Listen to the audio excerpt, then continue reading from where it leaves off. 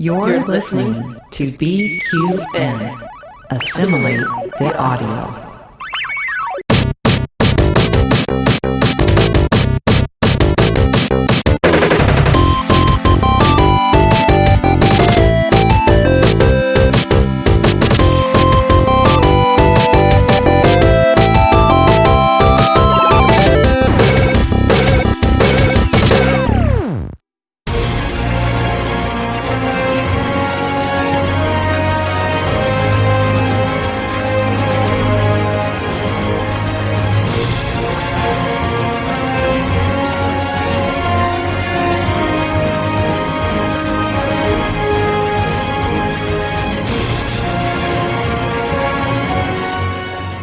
Today we are playing a long-standing free-to-play game and trying not to spend any cash. This is Free-to-Play. Hi, I'm Davey. And I'm Mitch. And we are the Bargain Bin Gamers, coming at you loud, live, and free. And this is the YouTube show, podcast, Twitch stream where we play the cheapest and sometimes shittest games out there so that you don't have to. And to be fair, it's not a shit game today, which is refreshing. It is not a shit game today. I am really happy to say that. And do you know what? I've actually been coming off our PAX high, which if you've not seen our highest rated video ever produced, go get on that now. Get on it. So yeah, we say that we're here to play like cheap and shit video games. But, you know, we've been playing games that are, they definitely don't cost a lot. But I think the shit part, especially coming off the back of our PAX extravaganza. Like, it was good. Okay, so I found that when we were at PAX and we went up to people and they're like, do you want to do an interview? And like, oh, where are you from? We're like, the Bargain Bin Gamer. And they're like, oh, great. You think we belong in a bargain bin? Fuck off. Yeah. It's a very like Aussie slang as well. A couple of the Kiwis were kind of like, what do you mean like bargain bin? Like, I'm not a bargain bin. And to be fair, it does denote a certain level of quality. But I don't think that we have to sit in that mold. I think we can play good games too. Exactly. I fucking hope so. Yeah, and look, we've played an alright game today. I quite enjoyed the time with the game today. What have we been playing? We've been playing Genshin Impact. Genshin a little game. Impact. Don't know if you guys have heard of it. It's only a tiny little thing. No one's... Well, I hadn't fucking heard of it, but I'm... All right, Dad. But apparently everyone else has. Everyone has. So, you know, fuck my drag right. Do people still say that? No. Okay, sorry. There's 2 pints. Oh my God, they've gone to your head, babe. Look, apparently people are sick of hearing about how drunk we are when we do this show. Okay, well, we're not talking about it anymore. Exactly. No, I didn't have nothing to drink today. Anyway, yes. So if you do recall, about 2 episodes ago, we challenged each other to play a free-to-play game to see one. Okay, so not just a free-to-play game, but a long-standing free-to-play game that's quite popular. To see if we could crack into it. Yeah, just to see if, you know, it was worth the hype. Yeah, and this game has a lot of hype. I found that out. Yeah. The information gathering that I did, and I've heard about it for a long time. Mm-hmm. There's a massive culture around this game, and it's been around for 4 years. 4 years. We did look it up at Le Pub. Where we didn't drink, by the way. 28th of September 2020 was when it was first released. Yeah, and so 4 years of community, 4 years of updates. Like, it's got quite a following, like a cult following. Cult, it's pretty popular. So I guess it's less cult. To be going that long, I don't think... Yeah, I mean, look, there have been cults around that have lasted a lot longer. And shorter. Well, do you know what? I mean, you want to be in the cool cult if you're going to be in a cult. And it's definitely the pretty anime girl with swords and magic cult, which is what we're in. It is. There was a lot of tight G-bangers in this game. But for the uninitiated out there, so Genshin Impact, let me just read off my script, is an immersive action role-playing game crafted by MiHoYo, renowned for its captivating gameplay and detailed world building. Launched in 2020 for platforms such as Android, iOS, and the PlayStation 4 at the time. Also, it's on Windows. It's now on PlayStation 5, which is where we reviewed it. Yep. And there is an Xbox Series X/S S edition scheduled for November 2024. Oh, God, sucks to be an Xbox player. Just sitting in the back seat. It does. It does. It But does. it released on Windows. Anyway, sorry. Yeah, no. Well, so I have an Xbox as well in my bedroom, and so I thought I could, because it says it's got crossplay. I was like, oh, cool. I can just play in the bedroom when Anthony wants the television. But no, it's like coming soon, bitch. Yep. And I'm like, okay, cool, fair enough. Anyway, so look, the game itself. Beautiful anime-inspired, Breath of the Wild inspired world, open world where players can explore. I wrote all this myself, I promise. Lush landscapes, ancient ruins, and bustling cities. Its innovative combat system features dynamic, fast-paced action that incorporates elemental magic and allows for seamless character switching, providing a rich and engaging gameplay experience. Love it. Yeah. Sign me up. Exactly. Now, it's a free-to-play game, as we've already mentioned. Which was genuinely shocking to me. Genuinely shocking. This game is fucking huge. It's fucking huge and it's fucking pretty. It's really, really pretty. Yeah. And, it's... Okay, so... I found out about this style of gameplay that it uses for its free-to-play mechanics called gachapon. Gachapon. Am I saying that right? Also, you can shorten it to gacha. Gotcha, mushroom. Referring to the use of its loot boxes. Gross. Not gambling for children. No. We live in Australia, so gambling's fucking everywhere anyway. Exactly. Right. Can't listen to a YouTube video without a Ladbrokes I can't even just get between the sport and Jane Bunn reading out the weather without fucking Shaquille O'Neal trying to sell me on the PointsBet app. Okay. Not Jane Bunn. Leave her out of this.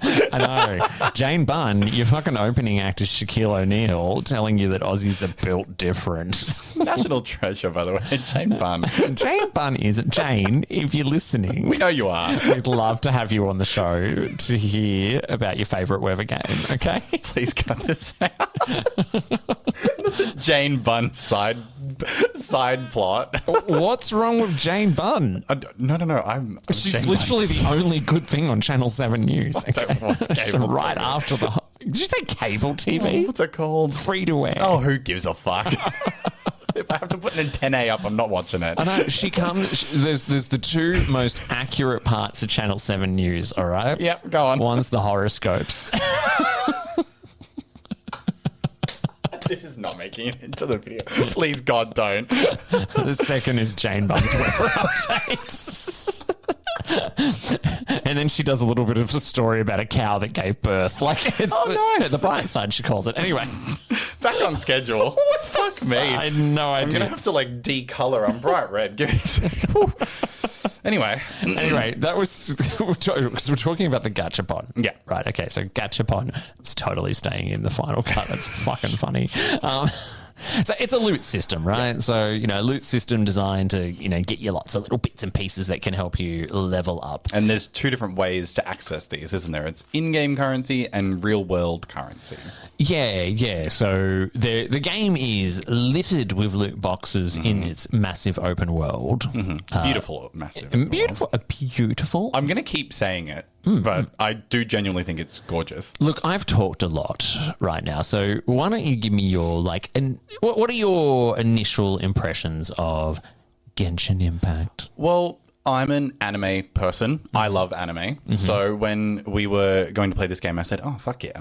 Yeah. It's anime, but a video game. And then I played it and I realized it's just Breath of the Wild, but with gambling.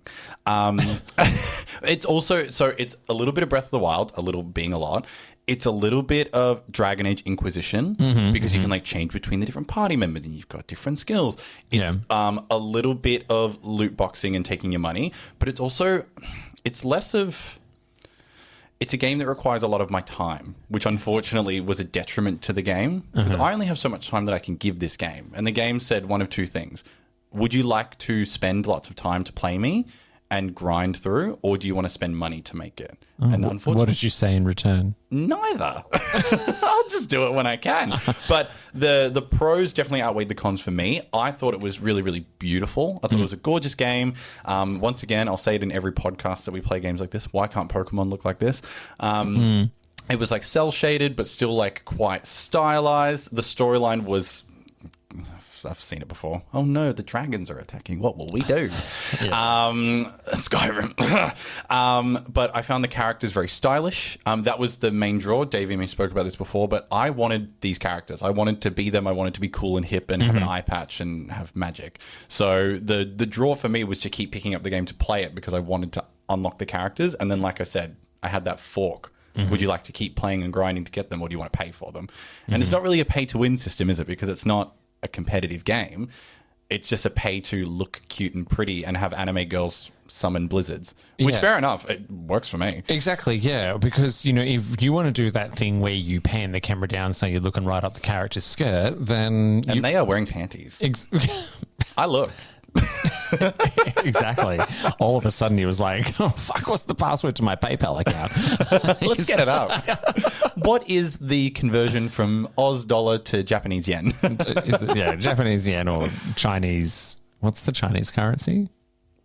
We don't need I'm too much of a weeb, but I don't know anything about China. Exactly, because there's a little bit of it's kind of like a Chinese game and a Japanese game and all rolled into one. It's definitely a fusion. I was noticing during the story it was a mix of like Japanese culture from things that I've managed to absorb from anime and just like general storyline. There was some Chinese stuff in there that we briefly mentioned off camera as well. But there's also a lot of European style settings. A lot of the towns are very like, not Game of Thronesy, but very medieval style. It's not a particularly RPG standard. Yeah, it's not a particularly, for lack of a better word, like Oriental themed game. It's very Eurocentric, which I think is interesting, but I know there's a bit of a fascination in Japan about like Eurocentric style architecture and fantasy, so I understand it, but it's definitely just like a nice, very pretty RPG that demands a lot out of your attention span, which is something that I, as an adult man, do not have. So let's talk about the obvious inspiration behind the game, which we've mentioned a few times, which is Breath of the Wild. Now, when you say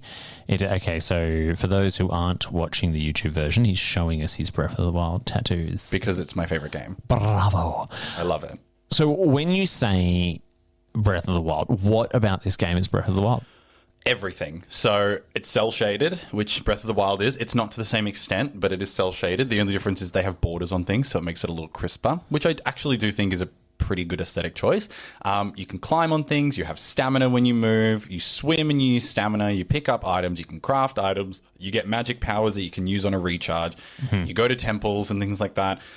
It's just Breath of the Wild. It's completely open world as well. There's no real level scaling and things like that. Well, the game scales with you, so you're not really ever going to walk into an area and it's like, oh my god, it's a boss that's super strong. It's just very Breath of the Wild coded, and I think it's to the detriment. Did you say Breath of the Wild coded? Yeah, it's coded. it's very Breath of the Wild coded. Yeah, but I think we'll get to make it gay soon. Don't you worry about that. Oh my god, that game's so gay. Anyway, the unfortunate reality of open world games is that there's something called before Breath of the Wild and after Breath of the Wild, and every game after Breath of the Wild is using that as a framework to one extent or another. So I don't think I've played an open world game post Breath of the Wild that doesn't have some Breath of the Wild in there, whether it be climbing, the crafting mechanic, or like the visuals. This game has all of them though. It uses all of those pieces. I think successfully. I didn't hate it. Like, why try and improve on something that I think is already great? But it is a bit uninspired in that regard, at least in my opinion. I was like, oh, so we are just playing Breath of the Wild. The climbing mechanic even looks like Link doing the climbing. I was like, okay. So it's interesting, right? So, and gliding. I forgot about gliding. Yeah, there was gliding as well. But at least I get fabulous wings that I get to customize. It's not even just cell shading is used in a lot of games. And yeah, there have been a lot of mechanics from Breath of the Wild which have been reused in other titles. Everything about it just felt like Breath of the Wild. It was really Breath of the Wild. Even the music. Yeah, the music was very like... The enemies. This vague goblins. Yeah. It's just the general look and feel of everything. Yeah. It has a little something in it that I like to call Breath of the Wild grass. Oh, yeah. The 2D grass that's like blowing in the wind. Yeah. It's just like, if we want to have like a really just open world game that takes your breath away. We're going to use this Breath of the Wild grass. This wavy grass. Yeah, Pokemon Arceus used it as well. It did. That was when I thought that Pokemon Arceus was going to be the Breath of the Wild of the Pokemon genre, and it was not. It was close, but it didn't exactly stick the landing. But it had Breath of the Wild grass. Yeah, I agree. Yeah, that's just what it looks like. But it's also like, and we mentioned this in our previous video about open world games, it's just that endless collectibles as well. Like Breath of the Wild has this issue where I'm just constantly picking stuff up because I can. Same with this game. There's just shit going into my inventory. I'm like, I don't need any of this. Yeah. But it's just littered throughout the game and I'm going to collect it. And then when am I going to use it? Oh, I guess I'll cook something with it. But like, that's kind of the whole purpose of it. And even then, like, oh, okay, it's good for health. Thanks. Like, yeah, it's such an interesting thing because this game's been out since 2020, so there's a lot of articles online about its comparisons to Breath of the Wild. Yeah, we're not the first to say this. Exactly, yeah. And it's whether you feel pissed off about that or not, that's entirely up to you. Yeah. I think where the difference comes in is the fact that this is a very, sort of Japanese, Chinese kind of focused free-to-play game as a service where, yes, there's a lot about how it looks and plays and feels that is 100% inspired by Breath of the Wild. Yeah. But then as a free-to-play game, it does... That is the big difference in the way that it kind of plays and the kind of different... The way you've got like all the elemental things that was good play as well. into it. Yeah, but I think you've touched on something that we're probably going to mention a lot more, but that is why it kind of gets away with its good graces in that regard, because this is a free game. I could not believe that this was a free game. I know technically it isn't, because like the game incentivizes you to spend money, and which is fair enough. Like if that's the gaming model that they want to run with, that's their choice. But I was completely and utterly shocked by how crisp and well designed the game is for free. Yeah. I can just download this game and play it anytime I want. What? Yeah, the sheer volume of content in it for free is mind-blowing. And as a Pokemon fan, I play AAA games that are released and they need to patch them, and they're still shitter than this. Yeah. So I was like, I was shocked. So let's jump into the story quickly, right? So, we've mentioned that it's a huge game where there's Archons. The Archons are in charge, and there are certain people who have these elemental visions. You play as the Traveler. So either a male or female Traveler. Yeah, my sibling got cubed. Did you play Boy Traveler or Girl Traveler? I was Boy Traveler, but I was a very feminine boy, so I was vibing. He was very cute, like very anime girl boy, very gender non-conforming. I had a fabulous ponytail. Okay, I was like, all right, go on. Did you play as a boy or a girl? No, I played as the girl one actually, because I knew you played the guy. So he was just such a mega twink. I was like, go on. Yeah. Well, so you're on a mission so you get separated at the beginning, and you can choose to play one or the other. And then you meet your buddy Paimon. Oh my god! Fuck off! I could do a whole episode on Paimon, I think. Seriously. I would rather listen to an ASMR of someone filing back their own foreskin with a cheese grater. Oh my god. Than have to listen to Paimon fucking talk about how she loves fisherman's toast ever again. Can I say though, I said this to Davey offline as well. Paimon really did great on me when I started. I was like, shut the fuck up. Like, I don't need you. It's very, what's her name? Navi from... Yes, yeah. Listen. But worse, because she speaks in third person, which is super aggravating. Yeah. But she went full circle and she kind of became kind of adorable to me, and I kind of started to like her. So I understand the appeal. It's definitely that classic anime thing, which anyone who's listening who watches or reads manga understands, which is like the cute girl side character that's always there. They're always there, and they have like mystical power. And I obviously I didn't get that far in the game, but I did have a hunch that Paimon is kind of like a very important character. So yeah, I'm sure she's like some key or some guardian or something. She's probably like a fucking Archon or something. Yeah, and it's not that uncommon in these, westernized adaptations or translated versions of Asian games, whether they be Chinese, Japanese, whatever. The voice acting can often be a little shrill.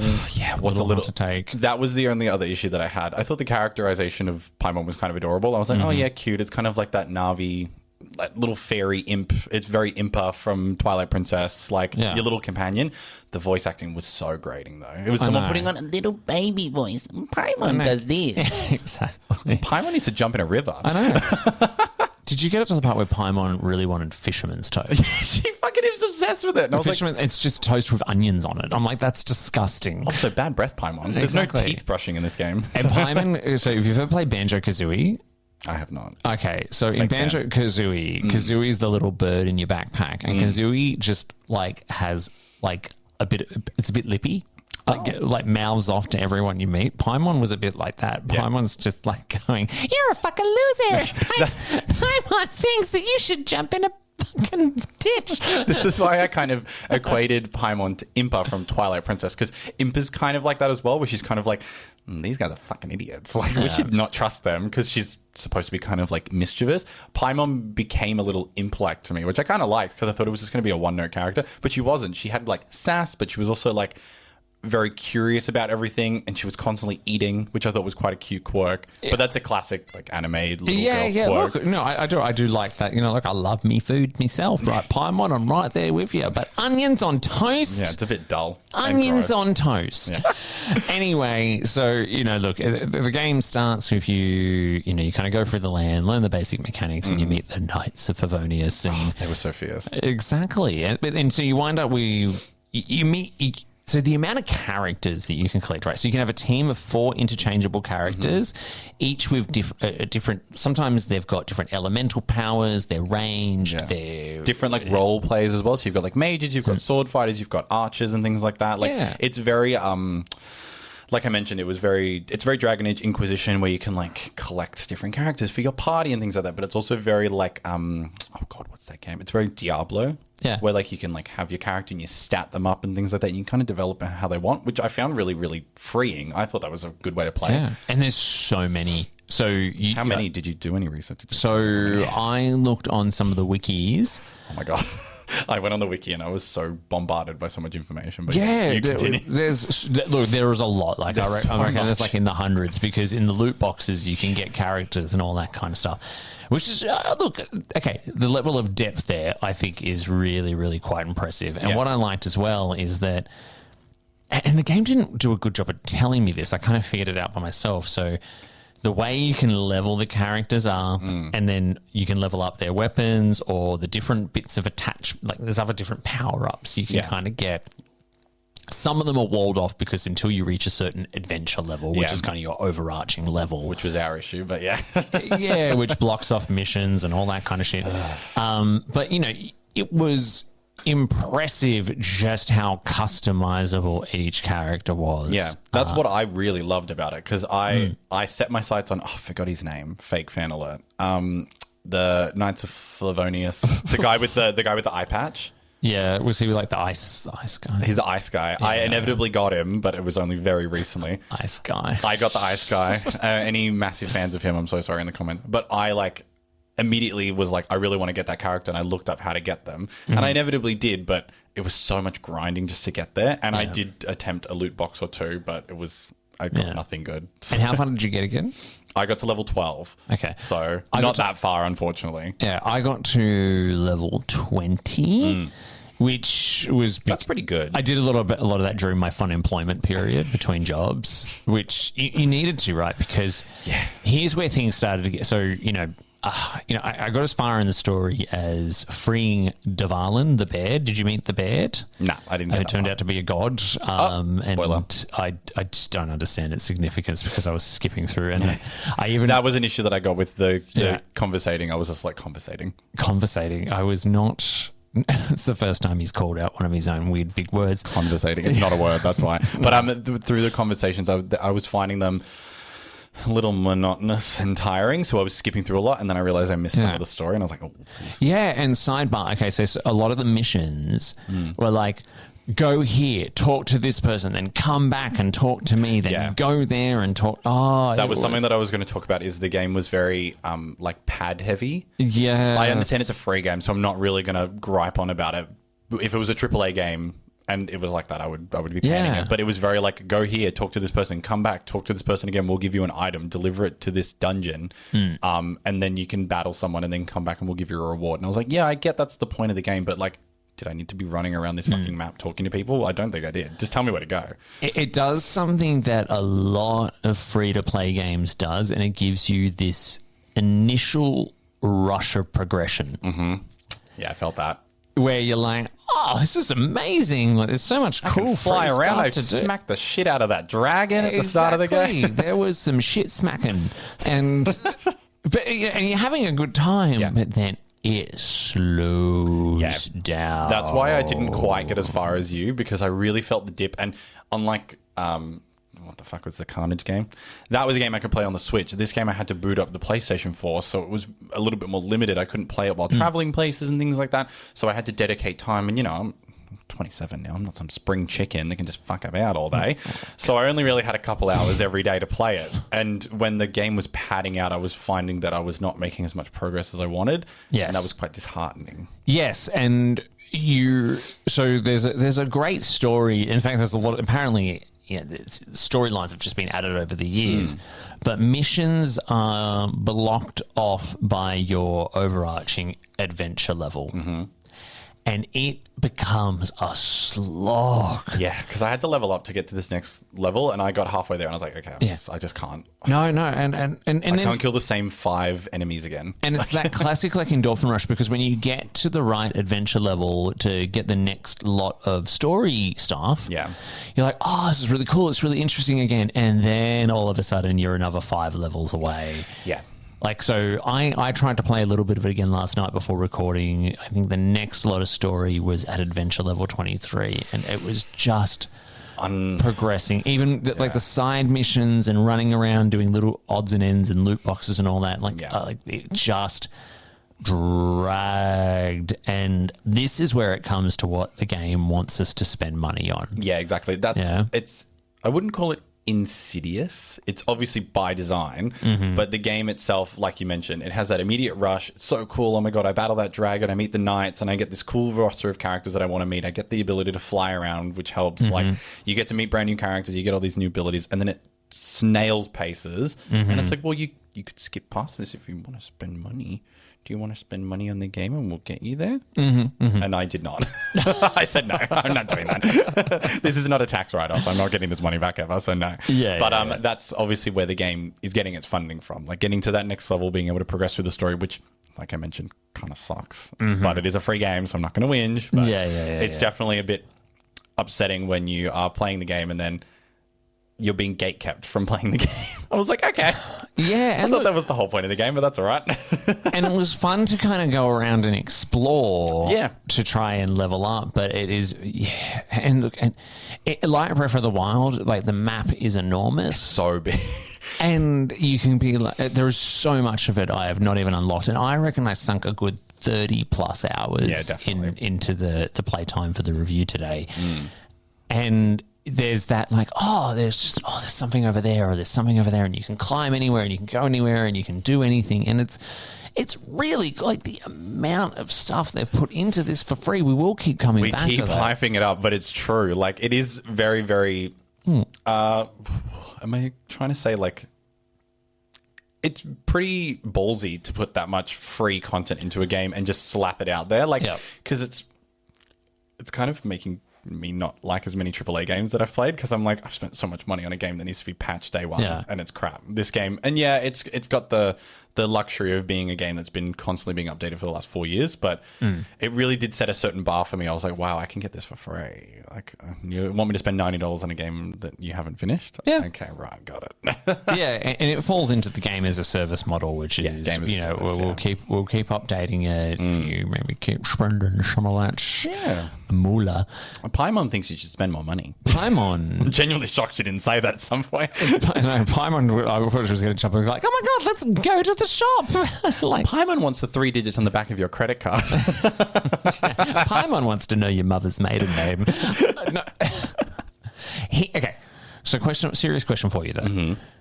If you are getting so much value for free out of one of these games, does it stand to reason that maybe you should cough up a little cash for all that? Really good point, and I did think about that. It's very much it's like those restaurants where they don't charge you anything and you just pay for what you think it's worth. Yeah. This game, if I had more time, which I probably will, I enjoyed it enough to keep playing it. It's just a bit of a grind. When I'm in a slightly better financial position and not going on holiday at the end of the year, I don't mind He's putting going in New Zealand. Yeah, watch out. Bakanaka, whatever they say in New Zealand. Kia ora, mate. Kia ora. Kia ora. The game itself, I wouldn't mind putting a little bit of money into it, especially if I really like a character. Like, if it's only a couple bucks and I get to play as a cool character, I don't think I'd mind. But for the review, in order to get through the story, I found I didn't want to give it money to play the story. I felt kind of repelled by that. I was maybe that's just me being greedy, but I was like, I don't want to have to pay to play through the story. If it's a free game, it's a free game. But it's a good point where, based on the level of quality that I've got from the game already, it probably does deserve some cash. Yeah. And so I found through playing this, so I did some posts on the Bargain Bin Gamer Instagram when I was playing it, and I had all of these people messaging me who love it. Yeah, it's got a massive community, I've noticed. Huge community, and people were like, yeah, no, oh my God, I've lost hours and hours and hours of my life to this game. Yeah, and I can see how you did it. We talked about this before going live when we were having a bit of a yap, and it did come out during sort of the 2020, if you were in Melbourne, we were probably still in lockdown at that point. I was playing a lot of games during that time. Yeah. I might have sunk some money into it at that point. And I have done with free-to-play games before in the past. I have too, though. Like, it's not a me not wanting to. It's just, I think I was just given a good taste and I didn't want to have to cough it up. Yeah, it's just sort of like, well, how much is enough? Yeah. Right? So recently on the Twitch stream, I was playing a Star Trek game, Star Trek Fleet Command. Mm-hmm. Someone joined the stream who told me that he had spent in the order of $15,000 US on 30 Australian K. Yeah. Okay, so Star Trek Fleet Command was a game that really you needed to pay if you wanted to get anywhere, right? God, I'm so gagged by this. That's a fucking deposit on a house. That is insane. Oh my God. Right? Because these games do prey on that gambling endorphin rush little addict of like, oh, speaking of, oh, you've won, you've got this, oh. The level up aura going on, yeah. Yeah, and look, I don't think Genshin Impact was quite as insidious. I mean, it's still a free-to-play game which is there to hook you in for the long term so that you will spend money over a longer period of time, right? It's a slow burn. Exactly, right? Yeah. And a lot of game developers who are releasing AAA games at a retail price, they're always looking how to monetize these games long term with DLC, and that's what the game as a service model is about. It is we will continue to support and add content to this game if you continue to pay for it. If you continue to, pay in little bits and pieces. And in some cases, people will probably wind up spending a lot more on it, $15,000 US dollars on, anyway. One last thing so there were, and I was very disappointed that both of us did not get to this point in the game, but at level 16, you unlock co-op. Yeah, we didn't get there. Sorry, everyone. Which would have been so much more fun. Yeah. Like, for the fact that we run a gaming podcast together, we very rarely play games together. I know. Hopefully we're going to change that in the future. That's right. Look out, our boyfriends, because...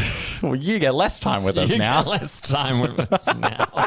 Look, at the end of the day, I would definitely say it's interesting coming into this years on down the track. Yeah, I definitely felt like a boomer coming into this game. Yeah, you always feel out like you've missed out a little bit on the hype train, but it's still out there. It's on many, many platforms. Oh, and I was going to say as well, so I did download it on this telephone that is in my hands. Wow. It looks amazing. Is it really good? I feel like it's definitely a very mobile-esque game. Like I've seen a lot of those. You've got to do those virtual control shit, which is annoying. I mean, unless you've got like one of the controllers for your the Pro add-on. Yeah, but it looked so good. Yeah, it's surprising what they can do on a mobile phone these days. Incredible. Well, there you go. I could play it on the way to work. I don't know what I was whinging about. Exactly. Fuck the PlayStation 5. Yeah. Put it on my little iPhone. Is it on iPhone? Yes. Okay, yeah, cool. Yeah. And I think on that thing you got in your hands there. iPad. iPad. My iPad. Exactly.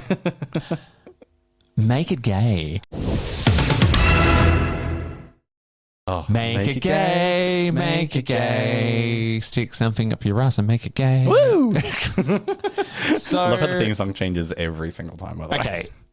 So there are a lot of articles online about the queer coding in this game. Now, I found it particularly because, again, someone was insinuating that there is the game has some Chinese kind of roots and all that kind of stuff where being out and proud is not as common. Yes.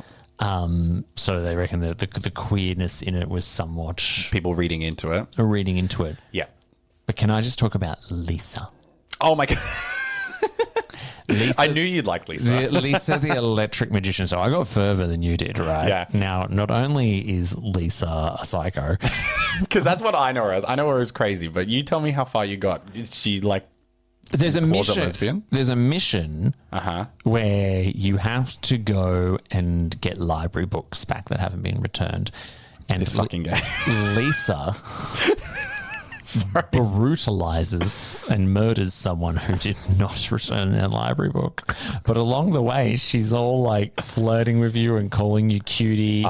So I think Lisa has some bisexual vibes. I think so, yeah. Because I imagine she'd still flirt with me as the male character. Yeah, but I also think she was a sexual predator. Yeah, I don't know how old our character is supposed to be. They're vaguely teenager, vaguely in their 20s. Yeah. So like, Lisa was probably like the most like sort of like overtly kind of queer coded character that I came along, especially just in that one particular mission. Yeah. And serious, like, oh my God, sociopath.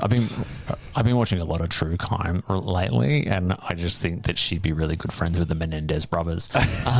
Not for the incest reasons, though, yeah? Well, that was made up by Ryan Murphy. Yeah, because he's a sex pest. He is. He's Lisa. He's a sexual predator himself. Love you, Ryan Murphy. Love you, Ryan Murphy. I will put my library books back, I promise. Season 1 and 2 in Glee are some of my favourite parts of television ever. Iconic. We should make a podcast for Exactly. Yeah. And Nip Tuck. But anyway. I didn't notice too much like queer characterization specifically. Like I mentioned, I think with Lisa, not to downgrade her or anything, but I do think unfortunately she'd flirt with the character, main character regardless. I, as an avid anime fan, all anime property is vaguely queer because everyone's vaguely effeminate. Whether you're a male or a female, it doesn't really matter. You're very pretty, you're very feminine, you've got no facial hair. It's very like lashes and sparkly poses and clicking their fingers and doing magic. It's very queer-esque. I wouldn't say I noticed it to be very, very queer per se, but I think Japanese fantasy has a level of camp to it that I always have really resonated with as a queer person because it's very like over the top and unnecessary, and there's flashy poses and everyone's very fabulous. Everyone was very fabulous when I played. My character was fabulous. My ice wizard was fabulous. The lady with the bow and fire, she was fabulous. Very sexualized at the same time. Well, that's the other thing is that, not to me this Japan know-it-all or anything, they have a very different code of conduct to us. They don't do a lot of violence, not a lot of gore, but sexualization, they don't care. Whereas in more Western countries, violence, who cares? Blow up a bus, who gives a fuck? Yeah. But if you see boobs, it's over. So it's a very different style of game than what we're used to because it's very like tits bouncing everywhere. Female characters are always very scantily clad. So we did this. If anyone's watching the YouTube, this was how. There's something that you have in anime called jiggle physics, which I noticed that the girls all have. In the Dead or Alive games. It's like in the Dead or Alive games, exactly like that. But I did notice in this game there was a bit more jiggle physics than I thought was going to be in there. Like there's a lot of like posing, and as they pose, everything kind of ripples a little bit more than I think it would. Which I don't know if that's particularly queer because I think it's very like for the straight male gaze, not gays as in G-A-Y-S. Yeah, you did this joke last episode. Oh, I did? Yeah. Oh, well, subscribe. But I think that in itself, I found particularly like queer coded because it's very like playing as female characters and like them dressing up in fabulous little outfits and doing poses. I was like, this is drag. We're all doing a bit of drag here, aren't we? Like, let's be real. Yeah. But I didn't meet any queer characters, unfortunately. Is it a hidden gem? Yeah, I think so. I think if you have the time to dedicate to it, it will be a hidden gem. I think if you only have an hour a day to pick it up, maybe not, because it won't really be able to wrap you in its majesty and its storytelling prowess. But I think if you are looking for a long-form game that you want to sink time into that isn't going to force you to pay for it. I'm sure inevitably down the track it probably will become that point where it's just so out of the time scope that you can put into it every day that you'd have to pay. If you've got the time to waste, you don't have to pay. But it's not even wasting time. Yes, it is wasting time because you're technically doing nothing. But I think it's a fun game. It's got great characters. It's got great art style. It is standing on the back of giants in the terms of Breath of the Wild, where it is really, really referencing the success from that game. But like Davey said, I think if you have time to spend on it, I think it's definitely a hidden gem. Yeah. It's definitely one of the best free play games I've ever played in my whole life. Yeah, So- and like I said, I don't know if I'd say it's a hidden gem. It seems like plenty of people know about it. It's a well-defined gem. Yeah, very popular, and I think still quite worth playing today if you're so inclined to this kind of experience. Exactly, it's fun. Hey, guess what? What? It's the bargain watch list. Bargain watch list. It's a watch list For bargain games. We need a jingle. Please help if you are a song person. Please. Okay, so this week I have gone for okay, so FYI, I just want to call out Google the Melbourne Queer Gaming Festival. Yes. They've just had their shortlist of locally developed indie games, which are by queer developers and queer developers with queer representations and things like that. So good. So We're many going to good be games. eating these games up. I'm so. going to just eat them for breakfast. But I've done a little bit of a troll, a little bit of a search, a little bit of a harvest of some of the good bargains that are out there. First of all, I want to talk about a game on the Switch called Old Man's Tale, which is currently $1.50. I just played this over the weekend. Yep. Took me 2-3 hours. One of those games that's just a little bit of an experience. Beautiful, hand-drawn, hand-painted graphics. Beautiful. With little puzzles to figure out. Very melancholic, as a lot of these kind of journey games are. I was going to say, is it very Journey-esque? Yeah, different, but not, in a 2D kind of way. But look, if you like these kind of little miniature, you can sit down and play for a few hours and then you're done. It's $1.50 at the moment. And I used my Nintendo points to pay for it, so I didn't pay for anything, which is great. Second one. So there's a couple of oldies on the list today, which I think are still worth playing today. So Sleeping Dogs. You ever played Sleeping Dogs? I've heard of it. Sleeping Dogs, the definitive edition, currently 85% off on Steam for $4.04. It's a GTA style game set in Hong Kong. Yeah, it's like a gang warfare and all that kind of stuff, but a lot of fun to play, and still it's very flashy, that game, isn't it? Yeah, and I think it was an Xbox 360 PS3 game originally, but still really, really good to play today. The third one, so Witcher 3. Everyone knows Witcher 3. It's a classic. It's a classic. It's huge. It's a an enormous tentpole game in the RPG realm. Yeah. 75% off, $11.98 on the PlayStation Network. If you've never played The Witcher 3, get into it. $12 for this game. That's more than a bargain. That's a steal. Yeah.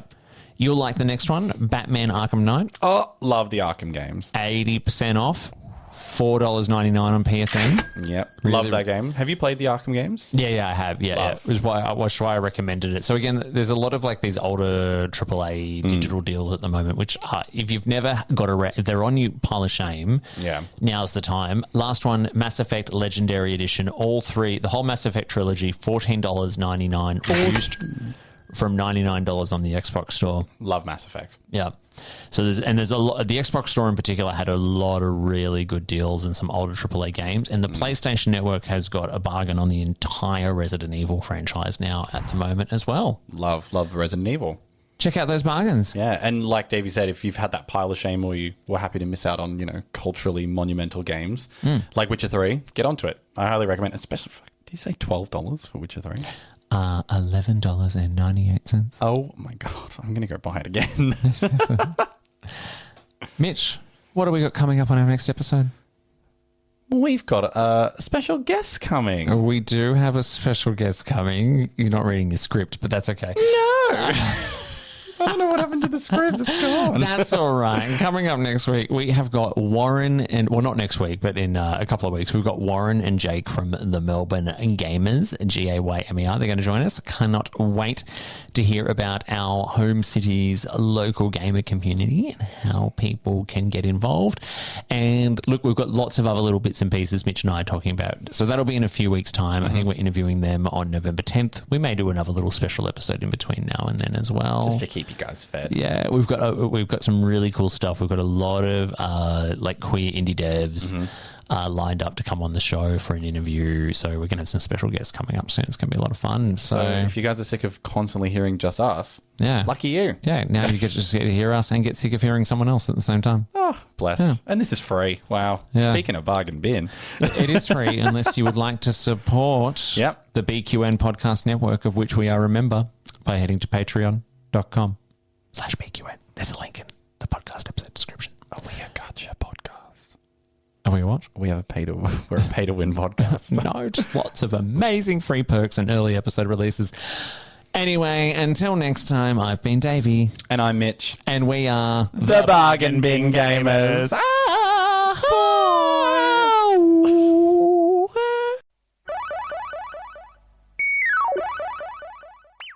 If you enjoyed this episode, make sure you give it a big thumbs up on YouTube or follow the podcast wherever you get your podcasts from and leave us a 5-star review.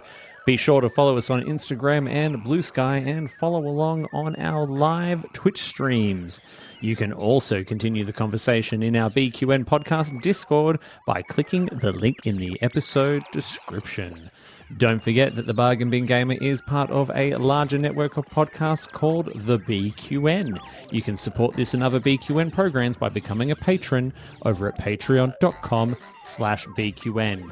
We'd love to hear your feedback on the episode. Leave us a comment on YouTube or send us an email to bargainbingamer, Gaymer, @gmail.com. Until next time, au revoir.